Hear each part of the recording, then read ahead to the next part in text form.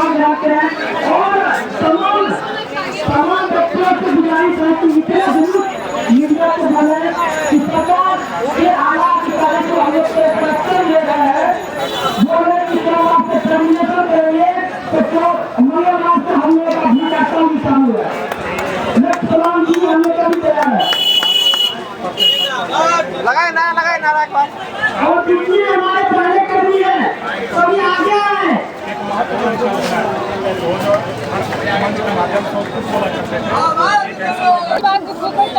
बिल्कुल यहीं पे बैठेंगे 24 घंटे को यहीं पे अपना जान भी अपना तय कर देंगे।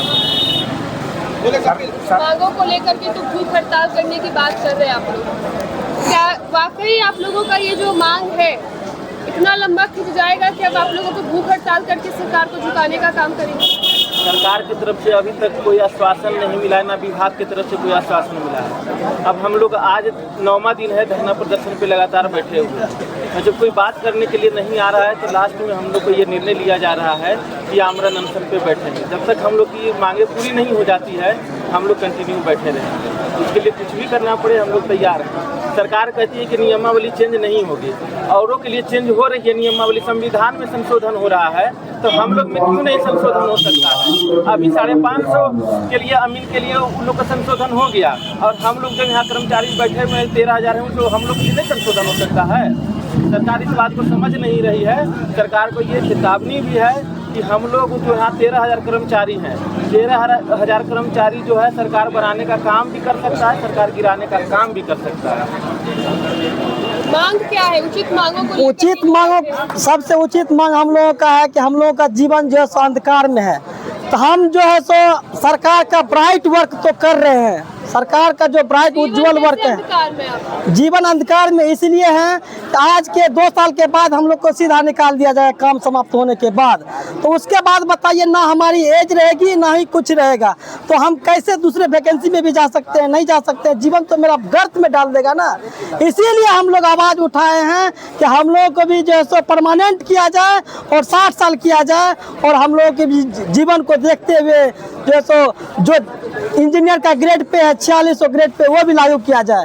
आदरणीय मुख्यमंत्री जी तो बोलते हैं कि हम किसी को नहीं निकालेंगे, लेकिन जैसे उनके आला अधिकारी ने हम लोगों को ऑर्डर दिया है कि हम सोमवार तक में सबका आंदोलन तोड़वा देंगे और सोमवार से हम जो है सो टर्मिनेशन लेटर जारी करना चालू कर देंगे। और हम सरकार के उस आला अधिकारी को ये बता देना चाहते हैं कि अगर आपका भी अधिकार है टर्मिनेशन लेटर जारी करना तो हमारा भी अधिकार है कि भूख हड़ताल करना।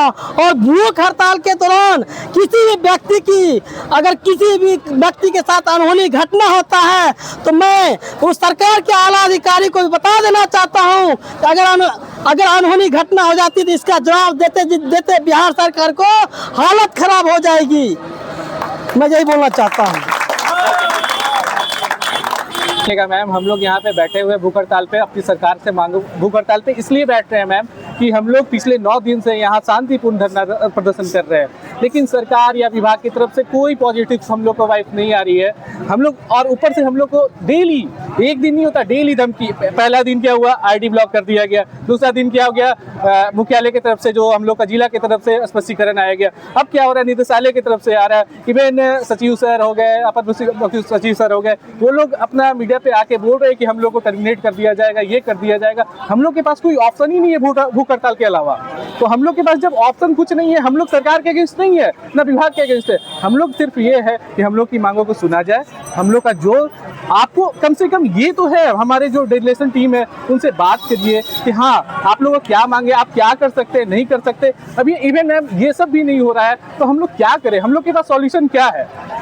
इवन मैं आप लोग से ये जानना चाहता हूँ कि आप लोग विभाग से बात कीजिए, सरकार से बात कीजिए, क्या सरकार इस पे क्या एक्शन ले रही है, नहीं ले रही है। अभी तक मैम समझ में नहीं आ रहा है कि क्या हो रहा है, नहीं हो रहा है। हम लोग सबके पास गए, विभाग के पास गए, मंत्री महोदय के पास गए, सबके पास गए, सबके पास हाथ जोड़े। इवन आपके थ्रू हाथ जोड़ रहे हैं कि मैम हम लोग की बात सुना जाए, किया जाए, जो वाजिब है। हम लोग ये नहीं कह रहे हैं कि 5 सूत्री मांग है तो पूरा कर दिया, लेकिन मैम हम लोग की डेलीगेशन टीम जो है उनसे बुला के बात किया जाए। उनसे हम लोग ये रिजिड नहीं बैठे हुए हैं कि रिजिड हो गए कि हाँ हम यही करके जाएंगे। हम लोग सरकार के अगेंस्ट नहीं है मैम, या विभाग के अगेंस्ट नहीं है। हम लोग का क्या है कि हम लोग का जीवन सिक्योर करने के लिए हम लोग यहाँ पे बैठे हुए हैं और कोई मुद्दा नहीं है हम लोग का।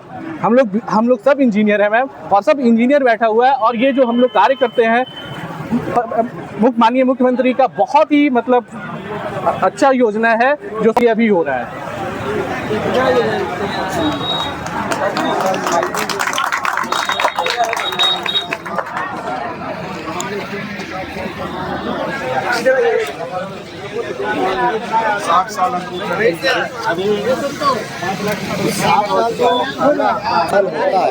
जी सर, आपकी कैसी समस्या है जो कि सरकार तक कहीं आवाज नहीं जा रहा हो, अगर उनके पास जा रहा हो तो वो सुना कर दे रहे हैं? जी सर, हमारी जो आवाज़ है ना, हम 2022 से उठा रहे हैं, ठीक है।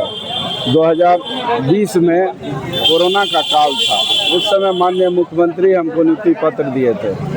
आप समझ लीजिए इस चीज़ को कि जब 11 महीने के लिए आपका प्रोजेक्ट था, माननीय नीतीश कुमार कोरोना काल में भी रोजगार बांटे हैं और खुले मन से भी बोले हैं कि हम 10 लाख की जगह 12 लाख रोजगार दे दिए हैं, ठीक है। एक तरफ वो देने का काम करते हैं, हमारे वरीय अधिकारी उसको छीनने का काम कर रहे हैं। तो इसीलिए हम उनको बस हाथ जोड़ के विनती भी कर रहे हैं कि सर, आप जो भी नियमावली बनाए हैं उसमें सुधार भी हो सकता है ना, ये भी सुधार करने का काम आपका है कि नहीं है। आप नियमावली बदलिए, सुधार करिए। हम लोग स्वतः जो है यहाँ पे धरना पे बैठने के लिए नहीं है, ठीक है।